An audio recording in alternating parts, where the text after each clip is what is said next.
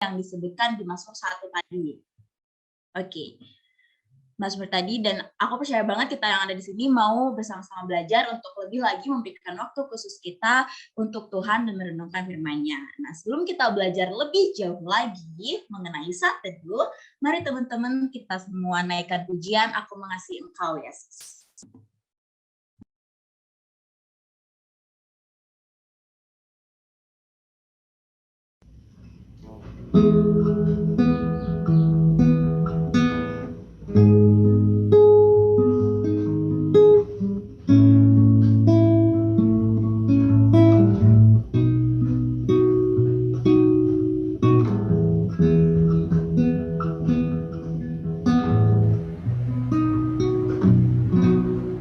Aku mengasihi Engkau, Yesus, dengan segenap hatiku. Aku mengasihi Engkau, Yesus, dengan segenap jiwaku. Ku renungkan firman-Mu siang dan malam, ku pegang perintah-Mu dan ku lakukan. Engkau tahu ya Tuhan, tujuan hidupku hanyalah untuk menyenangkan hati-Mu.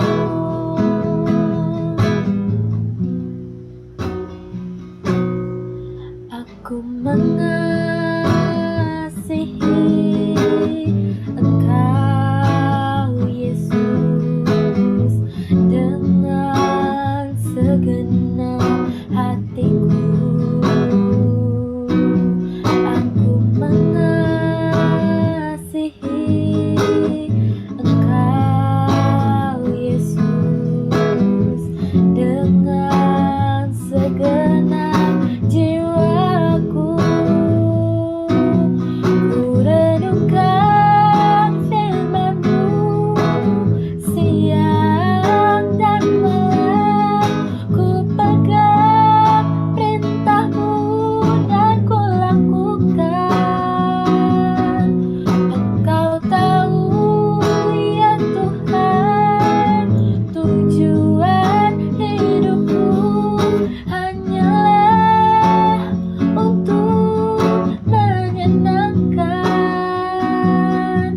hati-Mu.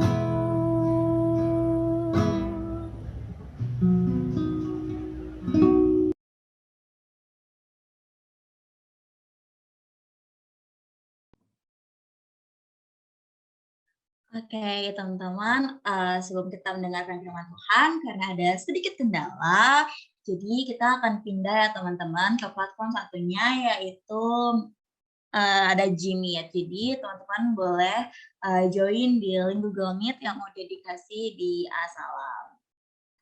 Oke, maaf ya teman-teman, kita ada kendala di Zoom-nya. Jadi buat teman-teman boleh banget nih tolong pindah ke link Google Meet yang udah dikirim Asalam di chat. Mungkin boleh tolong disebarin juga ke grup-grup lain ya, itu linknya. Oke, mari kita move teman-teman. See you di link Meet.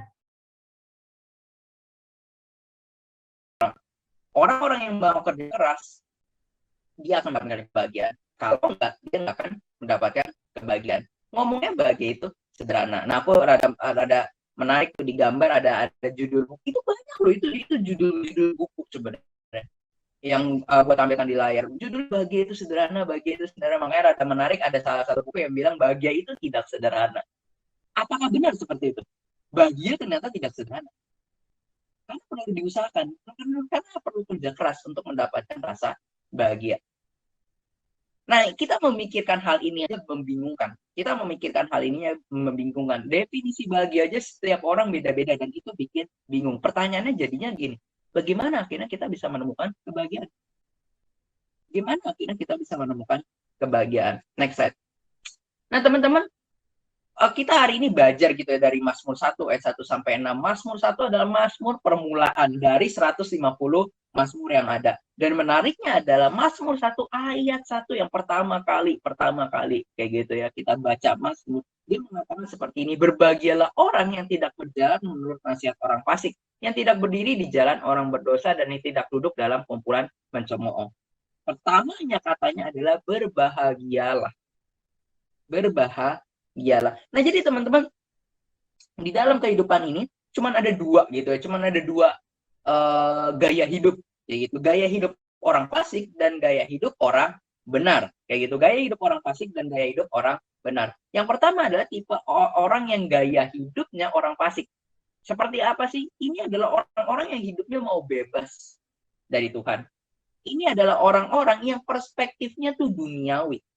Maksudnya apa, Kak, perspektifnya duniawi? Apakah orang ini gak suka agama, benci Tuhan, dan lain sebagainya? Betul, salah satunya adalah itu. Tapi waktu kita ngomong tentang duniawi, gitu, waktu kita ngomong tentang duniawi, berarti orang ini pikirannya, mindsetnya itu habis hanya untuk di dalam dunia ini aja. Maksudnya tuh itu, kayak gitu. Jadi orang ini tuh nggak berpikir sampai kekekalan. Orang ini nggak sampai kepada kekekalan. Orang ini hanya fokus matanya tertuju mengumpulkan apa yang bisa dia kumpulkan sebanyak-banyaknya di dalam dunia ini. Jadi orang yang perspektifnya duniawi adalah orang yang mengumpulkan segala sesuatunya yang bersifat sementara atau fana. Orang yang perspektifnya duniawi berarti adalah orang yang pikirannya jangka pendek. Mindsetnya itu jangka pendek. Orientasi hidupnya tuh di sini, di dunia ini. Tapi dia nggak bisa memikirkan jauh melampaui apa yang ada di dalam dunia material sekarang ini. Itu orang duniawi. Jadi orang duniawi itu nggak selalu tuh orang yang hidupnya tuh membunuh kayak gitu, korupsi kayak gitu, hidup selalu berkubang di dalam dosa yang kayaknya serem-serem banget kayak gitu, pakai narkoba, terus juga dia jadi bandar narkoba dan lain sebagainya. Nggak harus seperti itu. Kadang-kadang biasa aja kayak kita studi, belajar, kerja kelompok, dan lain sebagainya.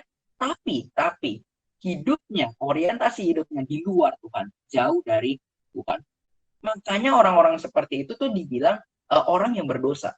Bukan karena dia melakukan tindakan dosa yang kelihatannya serem-serem, tapi dia hidup di luar Tuhan.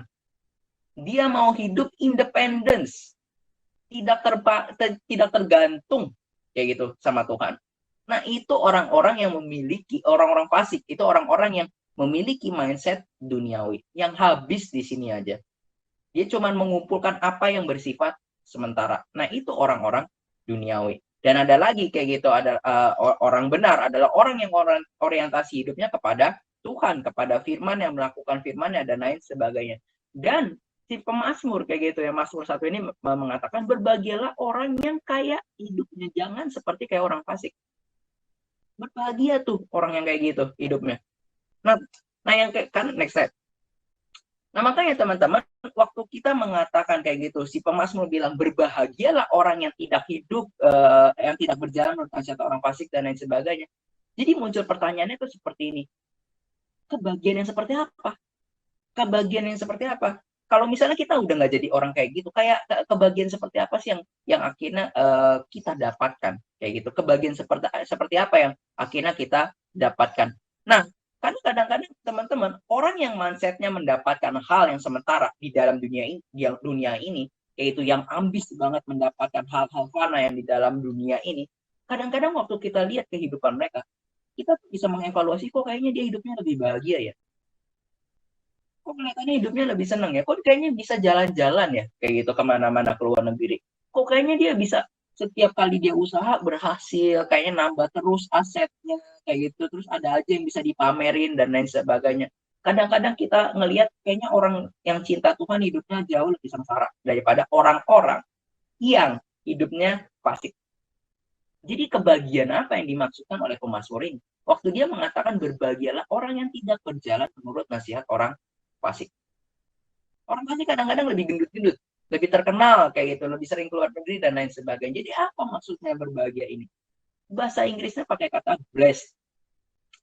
Teman-teman, berbahagia itu sebenarnya ada sebuah kondisi hati.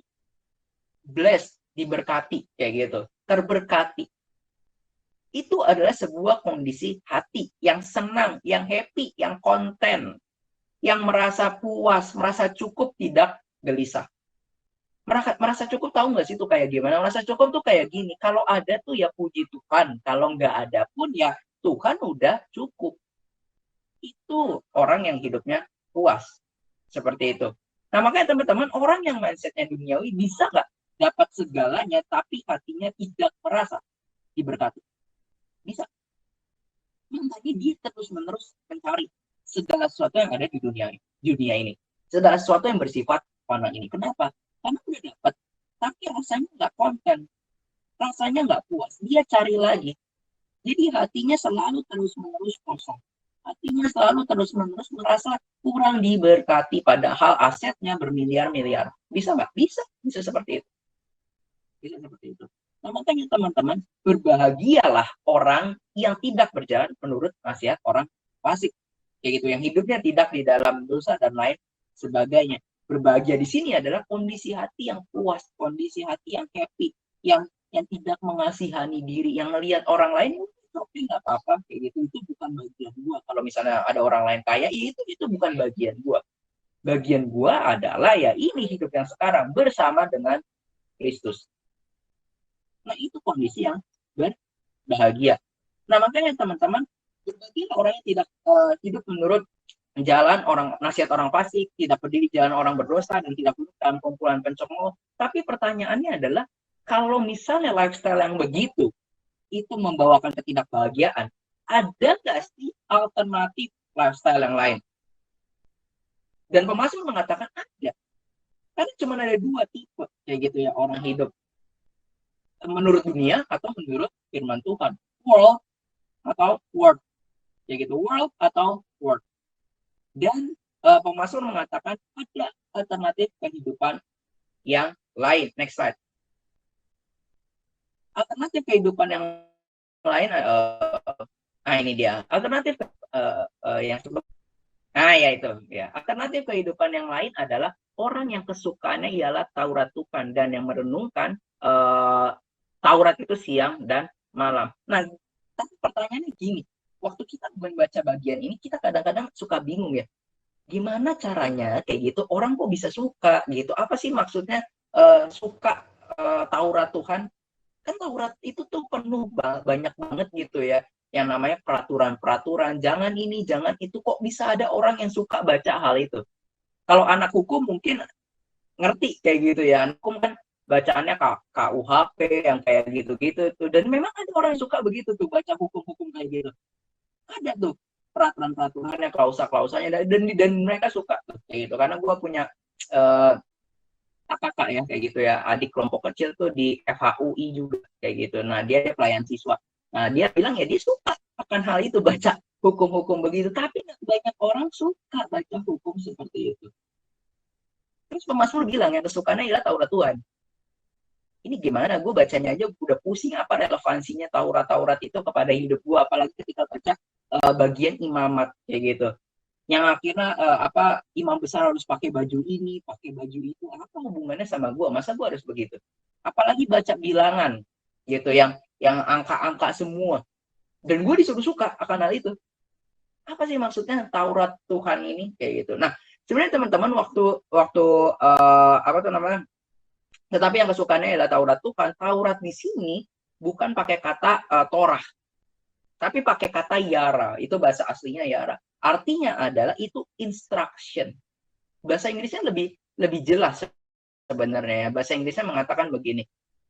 Instead he finds pleasure in obeying the Lord's commands. In obeying, ada kata in obeying. Dan commands ini bukan berarti ya kayak Tauratnya Tuhan yang 10 perintah Tuhan itu. Bukan itu, tapi lebih luas lagi. Lebih luas lagi. Instruction, jadi bisa ketemu apa tuh namanya counselnya Tuhan kayak gitu-gitu. Nah, orang yang senang akan counselnya Tuhan, orang yang senang akan peringatannya Tuhan, orang yang senang akan penghiburan dari Tuhan dan lain sebagainya. Nah, itu adalah orang-orang yang berbahagia. Jadi artinya itu luas, bukan sekedar Taurat yang jangan ini, jangan itu, bukan itu. Kayak gitu. Orang yang berbahagia, kayak gitu, dan dikatakan adalah orang yang senang dengan perkataan Tuhan. Orang yang suka dengan perkataan Tuhan. He finds delight, kayak gitu ya. Dia delight, pakai kata delight, bersuka cita, kayak gitu, dengan firman Tuhan. Nah, makanya menarik teman-teman kalau aku bold gitu ya, kalimat-kalimat di ayat 1, kata-kata di ayat 1, berjalan, berdiri, duduk, kayak gitu.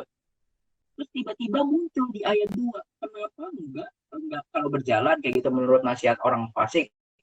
Kenapa ayat 2 nggak ngomong kayak gini, berjalan menurut firman Tuhan? Atau yang tidak berdiri kayak gitu, atau lawannya adalah yang berdiri di jalan orang kudus dan yang duduk dalam kumpulan pendoa. Kenapa nggak begitu ngomongnya? Tapi kenapa ayat 2 ngomongnya yang kesukaannya ialah Taurat Tuhan? Pemazmur tuh lagi mau pindah dari hal yang eksterior, dari hal yang luar, dari hal yang tindakan kebiasaan. Pemazmur pindah ke dalam hati manusia. Yang kesukaannya ialah Taurat Tuhan. Kenapa? Karena orang-orang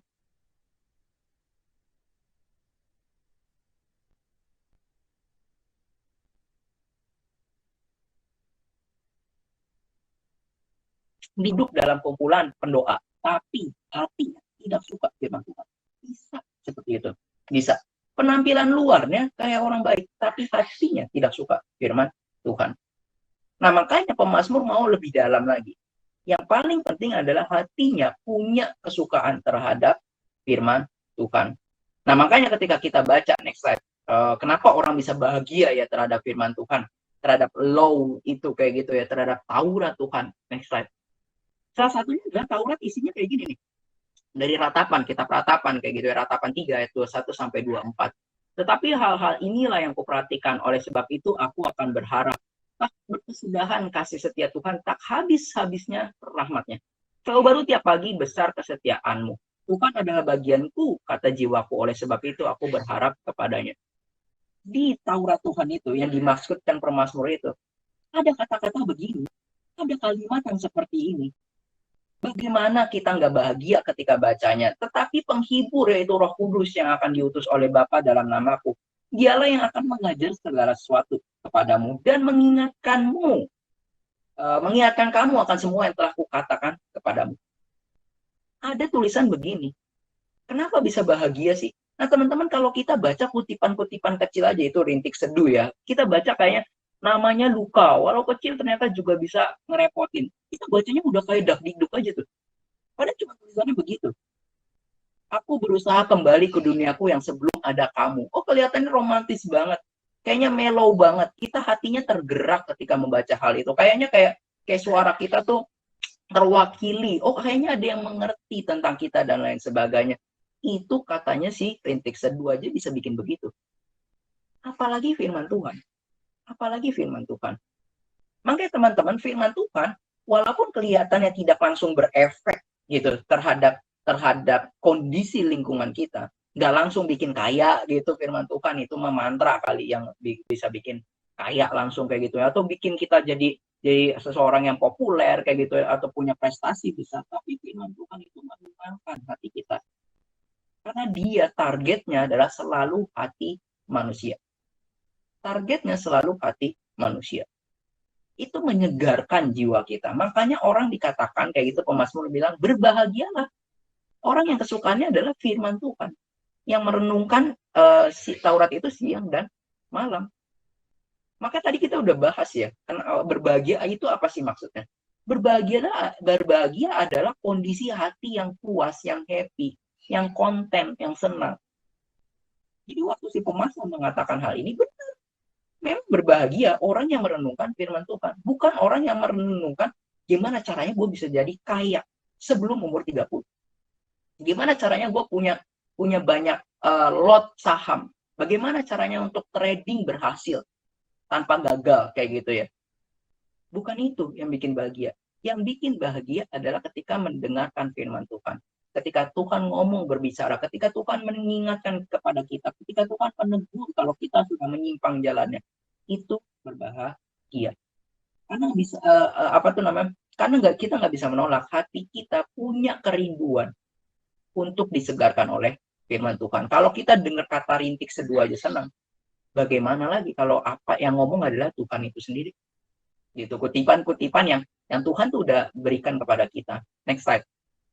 Makanya teman-teman betul kayak gitu yang dikatakan D.L. Moody, the Bible will keep you from sin or sin will keep you from the Bible. Orang yang nggak suka sama firman Tuhan kayak gitu, yang jauh dari Alkitab, ya akhirnya hidupnya kayak orang fasik tadi. Dan sebaliknya kayak gitu, orang fasik tadi kayak gitu. Makanya kalau kalian baca tuh Mazmur satunya ya, ayat 5. Sebab itu orang fasik tidak akan tahan dalam penghakiman, begitu pula orang berdosa dalam perkumpulan orang benar. Orang berdosa nggak tahan di dalam kumpulan orang benar. Sebab Tuhan mengenai jalan orang benar, tetapi jalan orang fasik menuju kebinasaan. Nah, itu nggak bisa dicampur. The Bible will keep you from sin, or sin will keep you from the Bible. Nah, itu nggak bisa dicampur. Makanya teman-teman, kalau kita kayak gitu nggak dekat dengan firman Tuhan, alternatif lifestyle kita, ya kayak orang fasik. Nggak ada lagi alternatif lifestyle di tengah-tengah tuh, itu nggak ada itu. Kayak gitu. Itu nggak ada. Walaupun ada banyak hal aspek kehidupan ya, memang ada posisi kayak netral kayak gitu yang membingungkan, tapi di dalam kita memilih Tuhan atau tidak memilih Tuhan, itu nggak ada posisi tengah-tengah. Kalau lu di posisi tengah-tengah, sama aja tidak memilih Tuhan. Sama aja tidak memilih Tuhan. Kompromi itu sama aja dengan tidak memilih Tuhan. Tapi pertanyaannya adalah begini, bagaimana Kak caranya supaya kita delight kepada Taurat Tuhan? Gimana caranya supaya kita bersuka akan firman Tuhan? Next slide. Karena kalau mau jujur teman-teman, kalau mau jujur, kita tuh berdoa kayak Santa Teresa Avila nih. Kalau mau jujur, oh God, I don't love you. Gue nggak cinta Tuhan. I don't even want to love you. Gue nggak mau cinta Tuhan. Tapi Santa Teresa Avila mengatakan, I want to love you. Tuhan, aku mau memiliki kerinduan untuk cinta Engkau. Jadi yang diminta sama Teresa Avila kayak gitu, doanya adalah Tuhan berikan dong keinginan untuk cinta Engkau. Bukan berdoa untuk Tuhan buat aku cinta Engkau. Tuhan tolong hatiku yang lamban ini punya keinginan untuk cinta Engkau. Itu tuh kalau kita mau jujur sama hati kita nggak suka firman Tuhan. Kita nggak cinta sama Tuhan. Makanya kadang-kadang waktu kita baca Alkitab nggak delight. Waktu saat teduh kita rasanya berat banget. Waktu saat teduh tuh kayaknya nggak kayak pemazmur bilang kayak gitu, seperti pohon di tepi aliran air kayak gitu menyukakan. Kita jadinya kayaknya berat banget, kayak kewajiban, kayak keharusan. Kalau PKK nanya tuh gue harus jawabnya udah iya saat teduh. Kayak gitu. Kita nggak menemukan delight. Malah jadinya berat banget, malah susah sekali untuk saat teduh. Malah kayaknya itu jadi beban buat kita. Aduh, gue orang Kristen lagi, gue harus saat teduh lagi. Nah itu kayak gitu. Kalau nggak diingetin lagi di PJ kayak gitu. Kalau nggak, gue nggak merasa nggak rohani. Ya udah, gimana caranya supaya merasa rohani? Saat teduh. Nah kalau mau juga seperti itu. Nah sekarang pertanyaannya adalah gimana caranya delight. Next slide. Caranya adalah berbahagialah orang yang diampuni pelanggarannya dan dosanya ditutupi. Berbahagialah manusia yang kesalahannya tidak diperhitungkan Tuhan dan yang tidak berjiwa penipu. Mazmur 32 ayat 1 sampai 2. Mazmur 1 mengatakan berbahagialah orang yang tidak berjalan dan lain sebagainya. Mazmur 32 juga dimulai, berbahagialah orang yang diampuni pelanggarannya. Jadi bagaimana supaya kita memiliki hati yang bahagia? Dimulai dari Yesus Kristus. Yesus Kristus berkorban untuk kita. Kayak gitu. Yesus Kristus mati di atas kayu salib membereskan masalah yang utama dari manusia.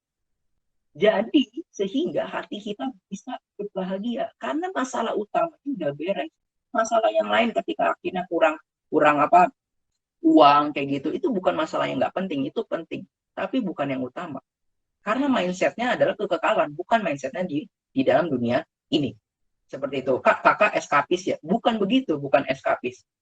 Tuhan di dalam Tauratnya pun, kalau kalian baca, banyak penyertaan Tuhan yang Tuhan berikan untuk orang-orang, anak-anaknya di dalam dunia ini.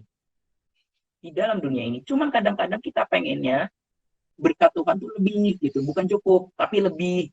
Nah makanya kayak gitu, makanya hati kita sengsara. Nah, tapi kalau kita fokus kepada masalah utama, berbagilah orang yang diampuni pelanggarannya. Kalau kita nggak muncul rasa bahagia, jangan-jangan kita masih merasa diri kita terlalu baik. Kita merasa diri kita nggak penuh dosa. Makanya nggak terlalu bahagia gitu sama pengorbanan Yesus di atas kayu salib. Makanya hati kita nggak bergetar sama pengorbanan Yesus di atas kayu salib. Hati kita bergetar takut kalau misalnya gue nggak bisa beli tanah nanti di masa depan. Tapi nggak bergetar kalau misalnya hati gue gitu nggak bergetar kalau seandainya gue takut gitu ya, takut dihukum oleh Tuhan, takut gue hidupnya nanti jauh pisah daripada Tuhan selama-lamanya. Kita nggak bergetar hatinya. Nah, makanya teman-teman, kalau kita nggak find delight, find pleasure di dalam firman Tuhan, jangan-jangan kita kurang merenungkan pengorbanan Yesus di atas kayu salib. Makanya teman-teman, kenapa akhirnya gue bahas ini dulu? Teman-teman, saat teduh tuh tipsnya banyak. Tipsnya banyak, kalian cari di internet juga bisa gitu. Tapi kalau hatinya nggak beres, masalah saat teduh tuh nggak pernah beres. Akan selalu dibahas kayak gitu. Oh iya, caranya adalah temukan waktu yang diem kayak gitu ya, waktu yang nggak sibuk kayak gitu, waktu yang semuanya udah tidur, yang tenang. Coba rutinkan, pasang alarm, baca Alkitab kayak gitu, terus pelan-pelan berdoa dan lain sebagainya. Tapi udah pelan-pelan berdoa, hati kita yang rame kayak gitu, pikiran kita rame, maunya nggak mau saat teduh. Yang masalah tuh si find pleasure-nya itu yang harus dibereskan.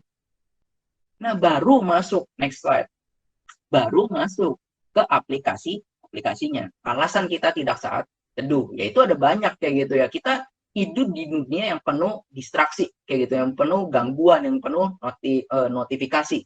Ada banyak kita yang akhirnya bikin saat teduh pembenaran gitu ya, pembenaran supaya untuk kita tidak saat teduh. Padahal hatinya memang dari awal nggak suka gitu. Tapi mulai cari-cari pembenaran. Pembenarannya apa sih? Bingung, nggak ngerti ayatnya. Kok nggak berdampak apa-apa saat teduh di dalam kehidupan gua. Nggak bikin senang saat teduh, membosankan. Tuhan nggak ngomong apa-apa. Itu pembenaran alasan yang kita buat. Tapi sebenarnya dalam hati kita doesn't find pleasure. Itu hati kita. Tapi pembenarannya ada banyak banget. Udah gitu kita diserang sama banyak notifikasi. Udahlah, makin-makin kita lemah lah, makin-makin rentan untuk akhirnya tidak saat teduh. Next slide. Makanya teman-teman, kita kadang-kadang terlalu sibuk ya bangun tubuh kita eksterior kayak gitu, terlalu sibuk bangun kehidupan kita yang eksterior, tapi lupa membangun kehidupan kita yang interior. Kalau seandainya gitu ya, next slide, kalian suruh memilih gambar ini, kalian suka gambar yang mana? Yang sebelah kanan kayak gitu atau yang sebelah kiri? Yang kanan yang kurus-kurus, kanannya saya, atau yang sebelah kiri yang sapinya gemuk gitu? Kalau mau milih, kita lebih suka yang kiri dong. Nah, kalau seandainya ada cermin yang bisa kayak gitu ya, kalau di gym tuh cerminnya banyak banget supaya kita tuh bisa termotivasi gitu ya, nge-gym, lihat badan kita bagus atau enggak kayak gitu. Kalau ada cermin yang bisa menampilkan ke tubuh rohani kita, kira-kira kayak gimana tubuh rohani kita? Yang sekarat ini atau yang seperti itu tuh, yang gemuk, yang sebelah kiri? Jangan-jangan yang sekarat ini. Kalau kita ngelihatnya serem begini, gue tadinya mau pakai gambar manusia ya. Cuman kalau gue lihat gambar manusia lebih serem daripada ini, benar-benar tulang dibalut kulit gitu. Jadi gue pakai, ya masih mending lah kayak gitu ya, kalau sapi gitu ya. Kalau kita ngelihat ini aja serem, ya begitu mungkin kondisi kerohanian tubuh rohani kita. Karena kita lebih fokus kepada hal-hal yang eksterior, yang duniawi ini. Bukannya itu nggak penting, sekali lagi aku katakan, bukan itu nggak penting. Tapi pertanyakan seperti ini mungkin bisa mengubah orientasi hidup kalian. Kalau seandainya gitu ya, di dalam kehidupan kalian, hal apa yang harus kalian dapatkan di dalam kehidupan ini, supaya kalian bisa menyimpulkan kehidupan kalian itu mendapatkan untung. Hal apa yang paling penting yang perlu ada di dalam kehidupan kalian, yang kalian harus perjuangkan, kalian harus dapatkan, supaya kalian bisa simpulkan bahwa kehidupan kalian adalah mendapatkan keuntungan. Kalian bisa dapetin yang lain, tapi kalau satu hal ini nggak dapet, kalian akan menyimpulkan, gue rugi besar. Coba kalian pikirkan, apakah kalian akan menjawab itu adalah uang? Apakah kalian akan menjawab itu adalah tanah rumah bermeter-meter? Kalau kalian udah dapat tanah rumah bermeter-meter, it's okay, gue nggak mendapatkan dunia yang lain, nggak apa-apa, udah cukup. Tapi kalian bisa dapatkan kayak gitu. Yang lain bisa kalian dapatkan, tapi nggak dapat tanah bermeter-meter ini, kalian akan sebut hidup kalian rugi. Coba kalian pikirkan, jawabannya apa? Karena jawaban itu akan sangat mempengaruhi lifestyle kalian. Dan akan sangat mempengaruhi kehidupan kalian. Bagaimana kalian memandang kehidupan, dan bagaimana nanti berpengaruh kepada kehidupan kekal. Coba pikirkan kayak gitu. Apa yang paling penting yang perlu kalian perjuangkan untuk didapat dalam dunia saat ini? Kalau lu dapat itu kan nggak dapat yang lain. Tapi lu boleh dapat yang lain. Tanpa hal itu, kalian akan bilang hidup kalian merugi. Coba pikirkan hal itu. Insight. Jadi gimana caranya supaya kita bersatu teduh? Kayak gitu. Gimana caranya? Ya jelas, caranya berdoa, baca Alkitab. Dan yang paling penting adalah merenungkan. Itu dikatakan pemazmur, gitu. Merenungkan seperti apa sih Kak? Merenungkan itu. Ini gue ambil dari ODB ya, warung sate kamu kayak gitu saat teduhnya ya. Merenungkan tuh lebih kayak ke kalimat yang atas daripada yang bawah. Kita kadang-kadang lebih suka tuh kutip yang bagian bawahnya tuh. Kita bagi-bagi, kita post di Instagram dan lain sebagainya. Tapi lupa bagian atasnya. Untuk merenungkan. Merenungkan tuh artinya memikirkan. Memikirkan tuh artinya kalian pernah merenung lah ya. Merenung tuh beda dengan melongo kayak gitu, melamun itu beda. Melamun nggak mikir apa-apa. Merenung tuh kayak kalian ada sebuah dialog. Merenung tuh kayak seolah-olah kalian sedang menemukan korelasi firman ini maksudnya apa untuk hidup gua, apa hubungannya firman ini dengan kehidupan gua sekarang. Itu perenungan. Jadi kalian menjadikan firman itu milik kalian. Bukan cuma sampai di kepala gitu, tapi benar-benar menjadi milik kalian, menjadi diri kalian. Itu kayak gitu tuh merenungkan. Jadi merenungkan itu isinya tuh kayak pertanyaan, apa yang kamu pikirkan saat membaca kata-kata yang diucapkan oleh dokter bedah itu kepada pasiennya. Terus ayat-ayat kitab suci apa saja yang perlu kamu ucapkan kepada jiwamu hari ini. Gitu, karena sasarannya adalah jiwa. Sasarannya adalah jiwa kita. Bukan cuman kepala kita. Makanya kadang-kadang saat teduh kita kering, kenapa? Hanya menu-menuhin aja, gue tahu kok ada ayat ini. Tapi nggak sampai kepada internal being-nya kita. Nah itu yang diharapkan dari saat teduh. Gitu. Makanya perlu bagian merenungkan. Jadi bisa tuh kayak gitu, sehari ini kalian 5 menit gitu baca firman Tuhan. Sepanjang hari kalian pikirkan, itu udah berelasi dengan Tuhan. Kayak gitu. Itu udah berelasi dengan Tuhan. Next slide. Makanya teman-teman, ini ya, kayak gitu ya. Pada akhirnya teman-teman, kita perlu memilih gaya hidup yang seperti apa. Kalau di pemazmur mengatakan ada orang-orang yang seperti orang fasik, kayak gitu. Itu tentu terlalu ringan, hidupnya nggak kokoh. Maksudnya apakah hidupnya nggak kokoh? Saat penghakiman nanti, hidupnya itu tuh kayak sekam, cuma tinggal ditiup. Tapi orang benar, kayak gitu, yang suka akan firman Tuhan, hidupnya tuh kokoh. Ditiup angin tuh pun susah untuk jatuh. Kenapa? Karena orang fasik membangunnya dengan hal-hal yang bersifat sementara. Makanya waktu datang penghakiman, yang sementara itu hilang. Yang tersisa adalah hal-hal yang kekal. Saat teduh kayak gitu adalah hal yang bernilai kekal. Karena itu relasi pribadi dengan Tuhan. Kemana kamu akan memilih gaya hidup? Dan kadang-kadang kayak gitu ya, kita nggak melihat saat teduh sebagai sebuah hal yang membawa kebahagiaan, bukan sebagai sebuah hal yang memberikan kepada kita cara gitu ya, cara untuk mendapatkan kebahagiaan, tapi cara untuk mendapatkan beban. Kalau pemazmur bilang kayak gitu, itu ada sumber kebahagiaan. Makanya terakhir, next slide, don't forget how good is our God. Kalau kita lagi lemes saat teduhnya, kalau kita lagi nggak mau saat teduhnya, sebenarnya yang kita lupakan adalah bukan waktu saat teduhnya. Yang kita lupakan adalah betapa baiknya Tuhan di dalam kehidupan kita. Kenapa? Karena kita bisa muncul rasa delight itu karena masalah utama kita dengan Allah sudah dibereskan. Karena ada seorang pribadi yang udah berjuang mati-matian untuk mendapatkan relasi pribadi dengan kita. Yesus Kristus memperjuangkan kayak gitu ya, diri kita. Yesus Kristus memperjuangkan relasi yang selama ini kita tuh nggak mau perjuangkan sama sekali. Don't forget how good is our God. Berharap saat teduh kita ke depan yang kayak gitu, saat kita terlebih dahulu mengingat betapa baiknya Tuhan. Baru kita mulai saat teduh. Kalau saat teduh mulai lemas, ingat, don't forget how good is our God. Mari kita bersatu di dalam doa. Ya Bapa di surga, Tuhan kami Yesus Kristus, kami mengucap syukur dan terima kasih ya Tuhan, karena kami mengerti sekarang ya Tuhan, masalah kami di dalam saat teduh bukan karena kami kurang disiplin saja ya Tuhan, bukan karena kami tidak memiliki waktu, bukan karena kami sibuk ya Tuhan, tetapi hati kami tidak terarah kepadamu, hati kami tidak menemukan sukacita di dalam Engkau ya Tuhan. Tolong kami ya Tuhan, tolong hati kami yang lamban ya Tuhan, untuk mengerti kasih-Mu yang besar. Tolong ingatkan kami terus-menerus ya Tuhan, bahwa Engkau telah mengorbankan diri-Mu ya Tuhan bagi kami, sehingga akhirnya kami dapat berelasi dengan Engkau. Gairah kami ya Tuhan, Kau tolong sehingga akhirnya kami memiliki kerinduan untuk cinta akan Engkau ya Tuhan. Tolong hati kami yang lamban ya Tuhan, sehingga akhirnya kami bisa menemukan kepuasan di dalam Engkau dan suka membaca, merenungkan firman-Mu siang dan malam. Terpuji nama-Mu, di dalam nama Tuhan kami Yesus Kristus kami berdoa dan mengucap syukur. Amin. Aku kembalikan ya.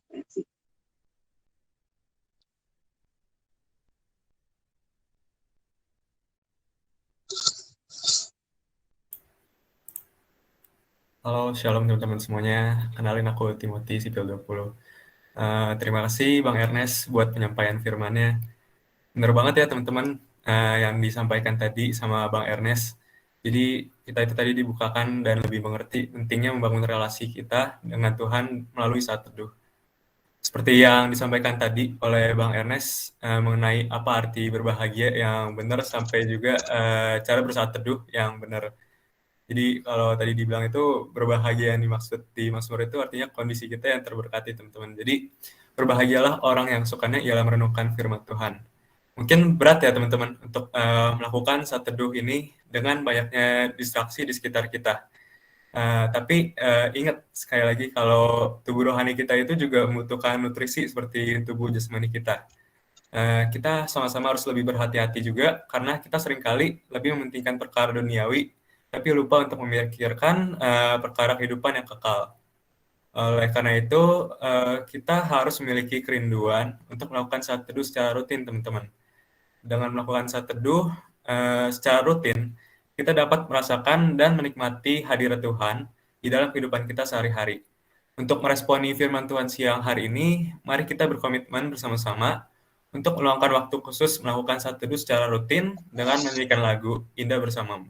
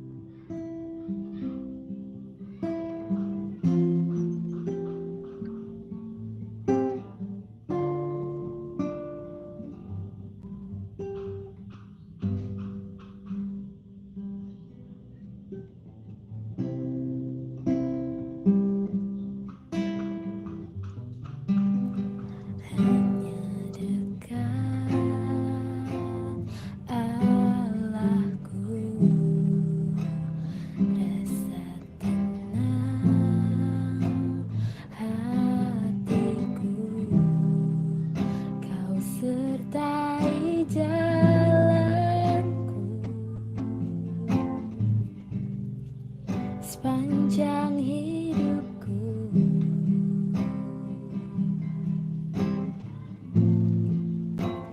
hanya dekat padamu, ada kekuatan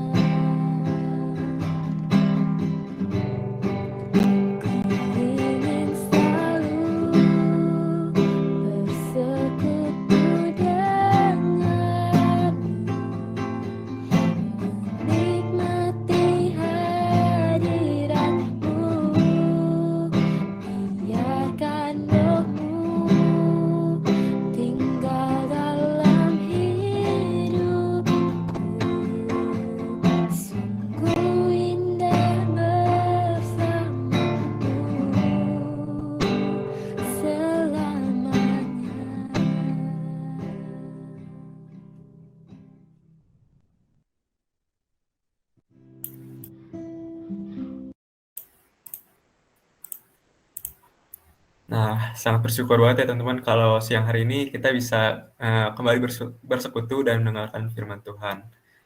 Nah, sekarang dengan hati yang bersyukur, mari kita memberikan persembahan. Untuk memberikan persembahan, teman-teman bisa scan QR code yang tertera pada layar, boleh di next, Bang.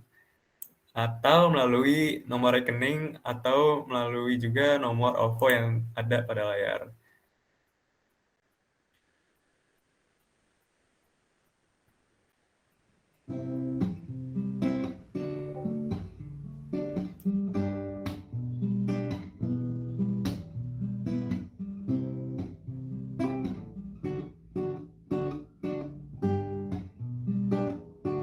Sungguh ku bangga Bapa punya Allah seperti Engkau. Sungguh ku bangga Yesus atas segala pengorbananmu. Tak ingin aku hidup lepas dari kasih-Mu. Kasih-Mu menyelamatkan dan beriku pengharapan. Kini ku persembahkan apa yang aku miliki, namun tiada berarti bila dibanding dengan kasih-Mu. Namun ku ingin lebih dengan sukacita di hati,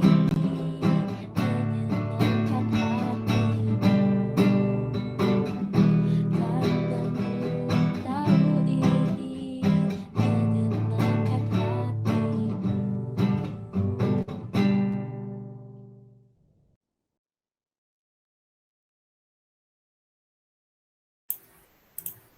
Oke, teman-teman. Sekarang kita akan masuk ke dalam doa syafaat. Kepada pendoa syafaat, aku persilakan. Oke, mari teman-teman POFT semua, mari kita bersatu di dalam doa. Tuhan Allah Bapa kami yang bertata di dalam kerajaan surga, kami sungguh mengucap syukur Tuhan untuk segala kebaikan-Mu, segala penyertaan-Mu, dan juga apa yang Engkau berikan yang kami butuhkan selama ini Bapa, sehingga kami dapat melaksanakan aktivitas kami masing-masing dengan baik selama seminggu ini Bapa. Kami juga bersyukur untuk segala yang Engkau berikan juga sehingga kami dapat berkumpul pada POJ kali ini dalam rangka memuliakan nama-Mu dan juga menumbuhkan iman kami masing-masing di dalam-Mu Bapa. Bapa, kami berdoa untuk para pelayan yang saat ini melayani-Mu Bapa pada POJ kali ini, kiranya Engkau yang terus lancarkan kegiatan akademis, organisasi ataupun yang lainnya Bapa, sehingga terus memuliakan nama-Mu dan juga kiranya Engkau yang berikan kesehatan, kekuatan, dan penghiburan selalu Bapa dalam melaksanakan segalanya Bapa. Dan juga kami berdoa untuk pembicara POJ kali ini, Bang Ernest, kiranya Engkau juga yang terus lancarkan setiap kegiatan, setiap aktivitas yang beliau lakukan Bapa dalam kedepannya Bapa, sehingga semakin memuliakan nama-Mu, semakin lancar, dan dapat kiranya Engkau juga yang berikan rezeki yang cukup Bapa, sehingga bisa bertahan hidup ke depannya untuk memuliakan nama Tuhan saja. Selanjutnya, mari teman-teman semua, mari kita mendoakan juga untuk persembahan yang kita akan berikan kepada POFT ini, kiranya dapat menjadi persembahan yang dapat memuliakan nama-Mu saja, dan kiranya Engkau yang juga berkati Bapak POFT ini sehingga semakin jaya, semakin maju ke depannya untuk memuliakan nama Tuhan. Dan selanjutnya teman-teman semua, mari kita mendoakan pokok doa kita yang pertama, yaitu mari kita mendoakan untuk negara kita Indonesia yang saat ini sedang memiliki kasus COVID yang kian meningkat. Kiranya Tuhan yang terus boleh sembuhkan, pulihkan para pasien ataupun juga yang sedang menghadapi berbagai krisis, sehingga semakin bisa pulih kembali, sehat kembali, dan melaksanakan aktivitasnya kembali masing-masing dengan baik. Mari kita mendoakan pokok doa ini.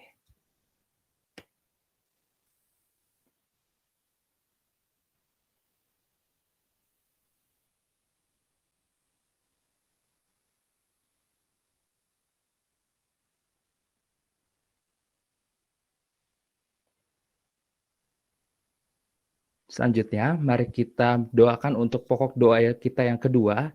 Mari kita mendoakan untuk acara Grand Launching IKM FTUI yang akan dilaksanakan nantinya. Kiranya Tuhan yang terus sertai berbagai persiapan, kepanitiaan, dan juga kelancaran media, informasi, persiapan teknis, ataupun yang lainnya, sehingga dapat berjalan sesuai dengan kehendak Tuhan saja, dan bisa mencapai tujuan-tujuan yang baik, tujuan-tujuan yang positif, yang sesuai dengan yang direncanakan.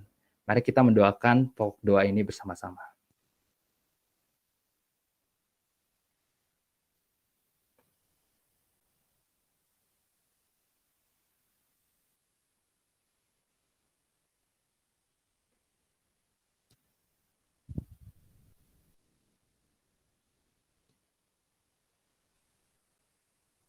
Selanjutnya mari kita doakan untuk pokok doa kita yang ketiga, yaitu adanya terjadi konflik perang yang sedang terjadi antara Rusia dan Ukraina yang saat ini sedang cukup puncaknya.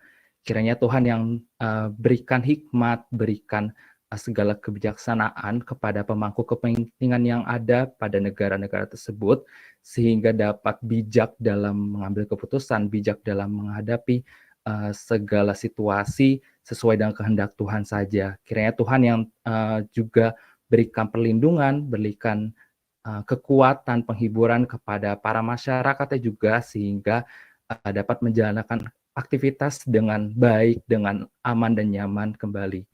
Mari kita doakan pokok doa ini bersama-sama.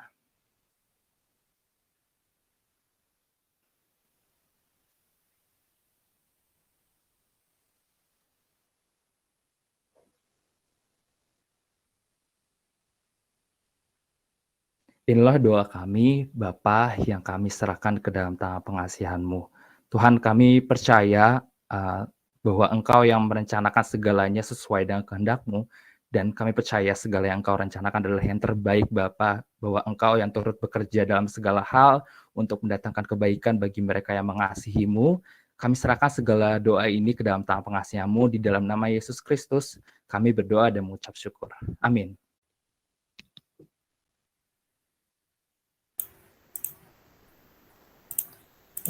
Yuk teman-teman, kita akan menutup ibadah kita siang hari ini dalam doa. Kepada Bang Ernest, aku persilakan. Mari kita bersatu di dalam doa. Ya Bapa di surga, Tuhan kami Yesus Kristus, kami ucap syukur dan terima kasih untuk ibadah kami pada siang hari ini ya Tuhan. Kami ucap syukur Engkau telah memberikan kepada kami kesempatan untuk bertemu, memuliakan Engkau, dan juga untuk disegarkan jiwa kami ya Tuhan oleh firman-Mu.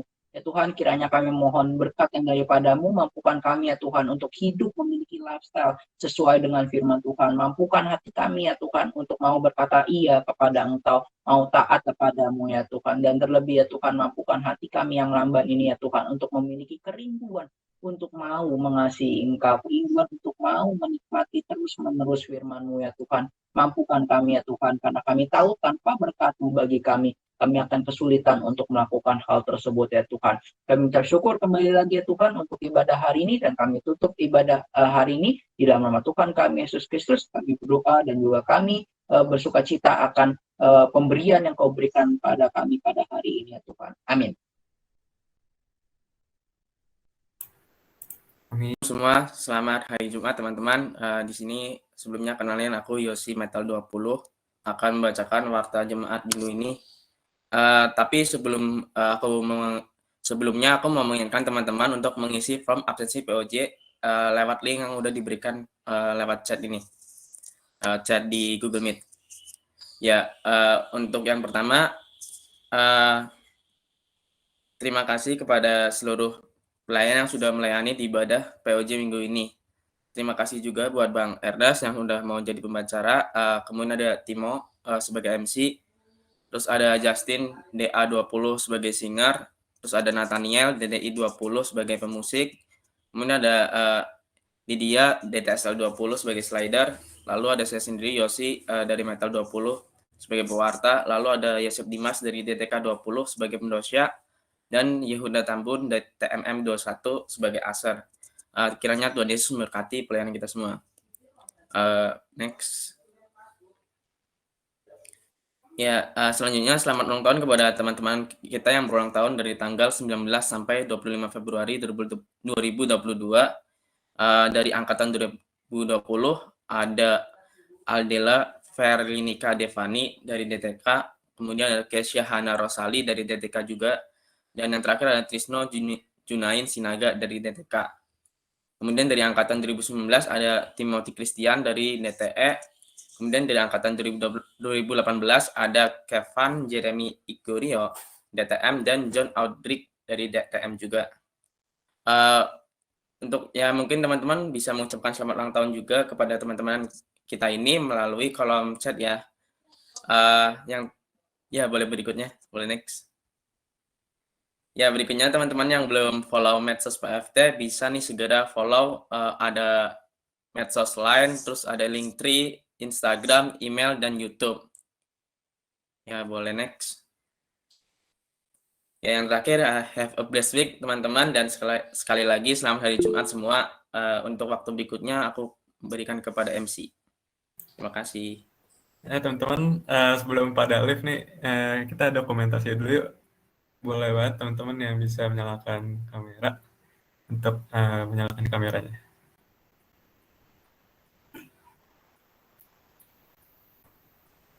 Aku tunggu sampai semenit deh, 12.54.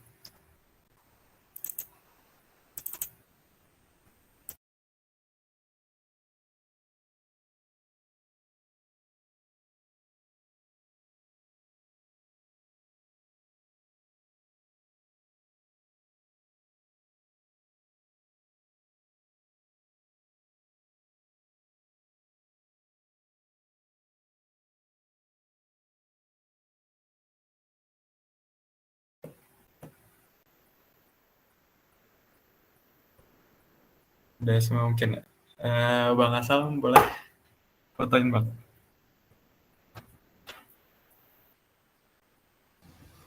Satu, dua.